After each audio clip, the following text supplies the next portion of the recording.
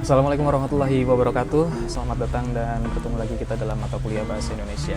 Dan materi atau pembahasan kita kali ini yaitu mengenai jenis-jenis tulisan dalam Bahasa Indonesia.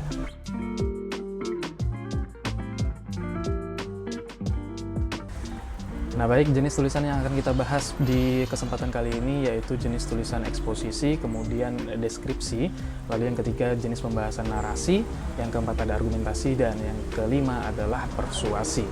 Nah sebenarnya di dalam bahasa masih banyak lagi jenis-jenis tulisan yang lain yang ada, tapi untuk keperluan kuliah kita kali ini kita hanya membahas 5 jenis tulisan dalam bahasa Indonesia tersebut. Baik, kita masuk kepada pembahasan yang pertama yaitu jenis tulisan eksposisi. Eksposisi berarti kita ingin menyampaikan pendapat kita atau menyampaikan informasi hanya untuk tujuan memberikan pengetahuan kepada orang lain. Jadi tidak ada tujuan lain di dalam teks eksposisi selain untuk menginformasikan kepada orang lain. Nah, nanti ini akan berbeda dengan tulisan-tulisan lain yang memiliki tujuan-tujuan tertentu. Namun sebelumnya kita hanya fokus kepada eksposisi yang hanya bertujuan untuk menyampaikan pendapat atau informasi kepada orang lain tanpa mencoba untuk mempengaruhi orang lain. Eksposisi disusun dari 3 struktur. Yang pertama strukturnya adalah tesis atau pernyataan pendapat. Nah, jadi eksposisi dibuka dengan pernyataan pendapat secara umum tentang apa yang mau kita bahas. Nah, biasanya di bagian ini kita perlu memberikan definisi atau pengertian terhadap sebuah topik yang nanti akan dibahas secara lebih dalam di struktur yang kedua dan ketiga. Struktur yang kedua adalah argumentasi. Nah, di bagian ini kita bisa menyampaikan pendapat kita dengan detail, tapi sekali lagi kita tidak boleh untuk mempengaruhi orang lain. Dan struktur yang terakhir adalah penegasan ulang. Setelah kita memberikan definisi di tesis, kemudian memberikan argumentasi kita secara lengkap dan rinci di bagian struktur yang kedua, di bagian struktur yang terakhir kita perlu menegaskan ulang. Di sini kita bisa memberikan kesimpulan tentang topik yang kita bahas, namun kita tidak bisa memberikan saran atau paksaan kepada orang lain, karena sekali lagi fungsi dari eksposisi hanyalah menyampaikan pendapat dan informasi tanpa mencoba untuk mempengaruhi pendapat orang lain.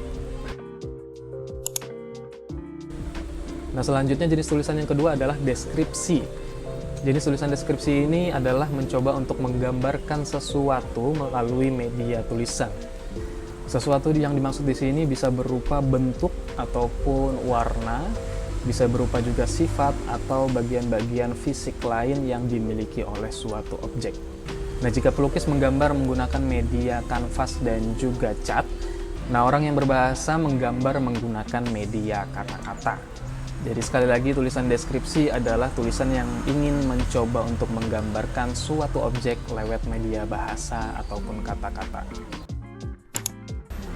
Nah, jenis tulisan yang ketiga adalah jenis tulisan narasi.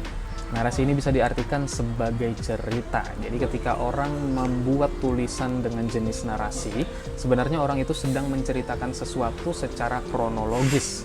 Kronologis artinya diceritakan secara runtut dari kejadian awal sampai kejadian akhirnya.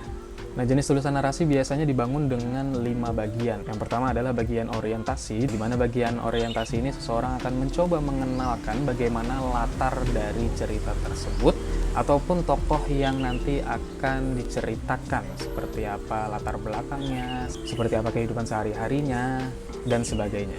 Nah, oleh karena itu di bagian orientasi ini garis alur ceritanya masih datar. Nah, itu menunjukkan bahwa di bagian orientasi itu kita tidak perlu untuk memasukkan masalah terlebih dahulu. Jadi kita hanya fokus untuk memperkenalkan cerita. Selanjutnya, struktur yang kedua adalah komplikasi. Nah, di bagian komplikasi ini mulai muncul sebuah masalah yang nanti akan dihadapi oleh si tokoh. Oleh karena itu di bagian komplikasi ini garisnya nanti akan menanjak, yang mana itu menandakan bahwa permasalahan yang muncul di awal tadi akan semakin memuncak, akan semakin membesar, sehingga nanti akan menyentuh bagian yang ketiga, yaitu krisis. Nah, bagian krisis ini memiliki definisi sebagai puncak masalah dalam sebuah cerita. Nah, di bagian ini nanti akan dilihat bagaimana seorang tokoh mampu untuk menghadapi masalahnya. Nah, biasanya dalam sebuah cerita yang baik, tokoh itu mampu untuk menyelesaikan masalahnya dengan cara-cara tertentu. Oleh karena itu ketika masalahnya sudah mulai selesai, garis alur ceritanya akan menjadi turun, yang mana nanti pada akhirnya akan memasuki struktur yang keempat, yaitu reorientasi. Di bagian reorientasi ini masalah sedikit demi sedikit mulai menurun sehingga tokoh dapat menemukan pemecahan masalahnya, dan disitulah nanti bagian dimana seorang tokoh itu dapat bertumbuh dan berkembang dalam cerita. Dan kemudian garisnya kembali datar menuju bagian koda. Di bagian koda atau bagian penutup ini nanti akan diceritakan bagaimana situasi tokoh setelah memecahkan masalah yang besar tadi. Di sini biasanya akan dimasukkan amanat-amanat tertentu yang ingin disampaikan oleh penulis dan bagaimana ending cerita yang ingin disajikan penulis. Ya baik, kita memasuki jenis tulisan yang keempat, yaitu jenis tulisan argumentasi. Argumentasi sendiri digunakan untuk menuliskan bagaimana opini atau pandangan serta pendapat dari seorang penulis. Nah, berbeda dengan eksposisi, di bagian argumentasi ini kita memungkinkan untuk mempengaruhi pembaca ya. Jadi argumentasi ini nanti akan dibangun melalui 3 hal. Argumentasi yang baik dibangun melalui fakta, kemudian melalui data, dan juga melalui opini. Dengan menyajikan fakta, data, dan juga opini dalam jenis tulisan argumentasi, bisa dinilai argumentasi itu merupakan argumentasi yang baik karena data, fakta, dan juga opini itu mampu untuk memperkuat argumen yang disampaikan oleh penulis. Dan jenis tulisan yang kelima adalah jenis tulisan persuasi. Persuasi memiliki makna mempengaruhi, jadi ketika kita mencoba untuk menulis sebuah tulisan dengan jenis persuasi, sebenarnya kita mencoba untuk mempengaruhi orang lain agar bisa menuruti apa kehendak kita. Jenis tulisan persuasi ini banyak digunakan oleh orang-orang yang bekerja di bidang periklanan, karena untuk mengiklankan sebuah produk, kita perlu menggunakan bahasa-bahasa yang mampu untuk mempengaruhi orang lain agar mau membeli produk kita. Nah, biasanya tulisan persuasi memiliki kata-kata kunci seperti ayo, itu yang berarti ajakan, mari, tolong, jangan, dan seterusnya. Nah, itu dia tadi jenis tulisan dalam bahasa Indonesia yang kita bahas dalam kuliah kita kali ini. Yang pertama ada jenis tulisan eksposisi, kemudian jenis tulisan deskripsi, lalu ada jenis tulisan narasi, argumentasi, dan juga persuasi.